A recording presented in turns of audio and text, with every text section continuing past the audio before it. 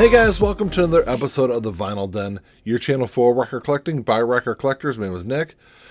So we're just about almost a week past Record Store Day now, and I noticed something that I really kind of had a big issue with, and I think eventually could kind of be the end of Record Store Day.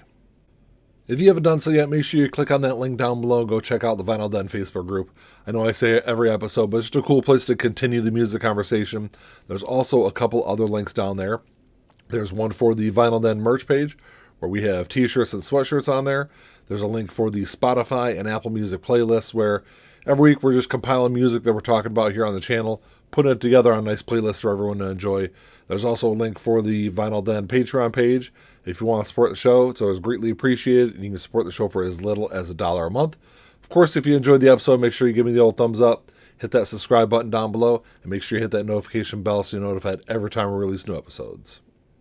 So like I said in the intro, we're just about a week past the first Record Store Day date of 2022. Of course, there's another drop coming in June for all the titles that got pushed back from the April date. But there's something I noticed in like the day or two before Record Store Day and kind of the first couple of days after that I kind of see it as a big problem moving forward, and something that I'm not really sure how to address it or how to kind of stop this from happening. But I think eventually it could kind of lead to the end of Record Store Day, at least kind of Record Store Day as we see it. I think it could like disenfranchise a lot of people, a lot of record collectors. So we've always talked about flipping and flippers and kind of what they mean and how they hurt Record Store Day.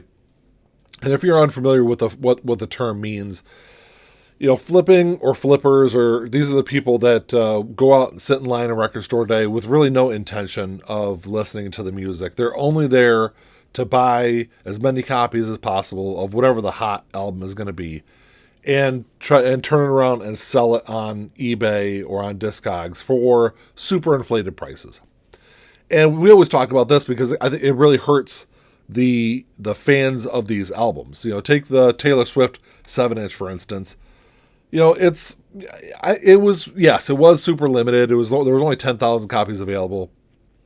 But I know two people in particular that I don't know them personally, but I know that they, from things that they post on social media, that because the way a lot of record stores are trying to limit flipping of that 7-inch was a lot of them were doing raffles for the right or the opportunity to purchase that 7-inch. And I know multiple people that got into those raffles with no intention of buying and listening to that album. It was just because they wanted to have it to sell it for an inflated price. So like I said, we've always kind of complained about flipping. But I think this year it was an even bigger issue because there was a lot of stuff that I saw the day before or kind of the lead up to Record Store Day that were albums that were listed on eBay as a pre-sale. And Discogs, you're not allowed to do this kind of thing on Discogs. It's something that I know there's really nothing that's stopping you from doing like a pre-sale on eBay. I think that's probably the big site that everyone goes to. But I'm going to kind of run through some of these titles that I was really kind of dumbfounded because they're going for a lot higher prices, and these are sold prices that are way higher than what they were going to be at the Record Store Day. Like the first one I really noticed that was, and this was sold, like I said, 3 days before Record Store Day, was the Mariah Carey number ones. So it was selling pretty regularly for $80 to $100. And the thing is that kind of gets me about that is you're buying an album from somebody that doesn't have it. Like it's not like you're doing a pre-sale or pre-order from a label or from an artist or whatever.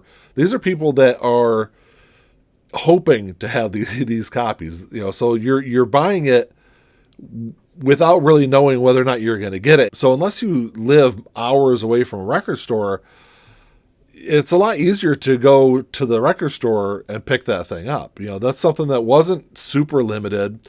Yeah, a lot of stores sold out of that album in particular, but there were websites I saw the day of Record Store Day that still had it listed for list price. Some other ones is that kind of caught my attention. And these are ones that, as of the time of recording this video, these are still listed on for sale at my local record store on their website for list price. Actually, a couple of these, they have them on sale. But the Doors LA Woman Sessions, it's going for $140 to $150 on eBay when it's still list price at my record store. Now, granted, by the time you're watching this video, it might have sold out, but that's something that was pretty regularly available. The Michael Jackson, I'm sorry, not Michael Jackson, but the Jackson 5 ABC was going for between $45, $50, $55. As of the time of the recording of this video, that's still available at my local record store. Same thing with the Rolling Stones More Hot Rocks. It's around $100. The Cure, Pornography, $65 to $75, $80 for that picture disc. The Stevie Nicks Belladonna regularly went for over $50 on eBay. The Def Leppard High and Dry picture disc, $75 to $80. But those are all titles that, if you go to dearbornmusic.net, like I said, as of the time of recording this video, those are all titles that are still readily available at list price. So I think that, doing these like pre-sales and things like that on eBay, kind of pre-flipping these albums, I think is a really bad move kind of moving forward. And I think is really going to hurt or can hurt Record Store Day in the future. Now, I don't want to put all the blame on flippers because, I think they're just kind of filling the void in a market. I do put some of the blame or a lot of the blame on people paying those prices. Now, granted, if you're somebody that lives, 3+ hours away from a record store and there's only one title you want, I can see paying a little bit more money, to buy that album and not have to make that long drive and stand in lines, but you're buying it at a much higher price than a lot of those are even selling for on Discogs right now.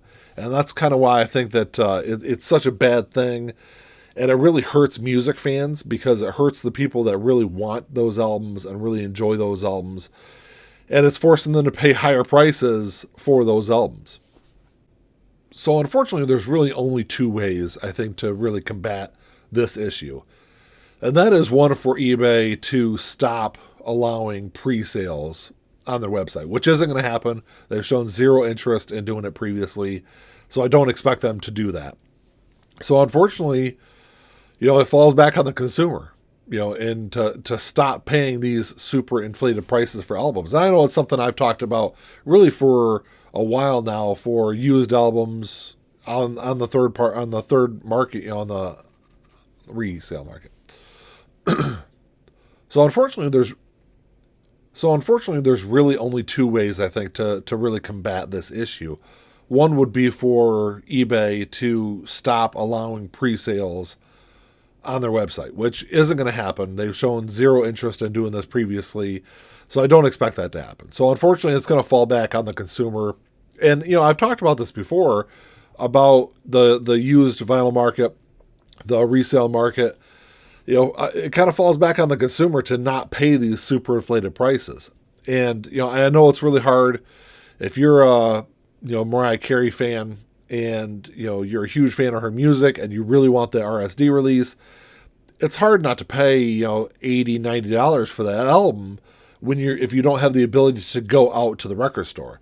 But the thing is, I think we have to kind of hold back and not do that and then go back. Look, you can buy those on Discogs because the going price for that Mariah Carey album on Discogs right now is about $40. So you can buy a lot of those albums that, like I said, we're going for these super inflated prices for a reasonable price. Belladonna is the same thing. It was going for, $60, $70, $80 on eBay. You can go on Discogs right now and buy it for $30.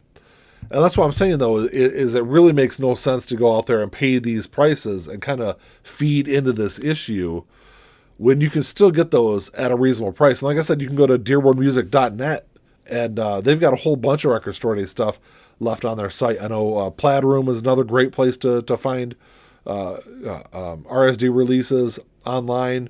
The In Groove is another great place to go online and find RSD releases. A lot of that stuff is available online if you just go out and look for it. And I think a lot of the prices that people are selling these albums for online, like I said, are really going to suppress interest in Record Store Day in the future, more so than the high price of these albums. Because, I know I did a whole video recently on kind of the crazy pricing for record store day releases, like list price. And I was talking to a guy in line during record store day, and he made a really good point that pricing really doesn't matter for record store day. It all depends on your interest in that album, unless it's like super expensive, like I'm a huge fan of the Doors. I couldn't spend, $80 or $90 on that LA Woman box set, even though I think it is a really good set. That kind of pricing I think does kind of stop some people from buying, but albums that are slightly above what a normal priced album would be. If a normal album is going to go for $30 or $35 and that's $40 or $42 on record store day, I don't think that kind of pricing really hurts anything. But I think the super inflated prices that we're seeing on the third party market for these like pre-sales on eBay, I think that's something that will have a much larger negative effect going forward. I don't know. That's all I got for you today, guys. Thanks for checking the show out. Drop me a comment down below. Let me know what you guys think. Like I said, I don't put all the blame on flippers for this issue. I do put some of the blame, or a lot of the blame, on the people that are buying these albums also. So it's not just a kind of a one way of looking at this topic. I think there's a lot of different areas to it, a lot of different angles to it, and it's a little more nuanced than a lot of people might think. But drop me a comment down below. Let me know what you guys think. If you enjoyed the episode, make sure you give me the old thumbs up. Hit that subscribe button down below. And that's all I got. Until next time, keep on spinning. Peace.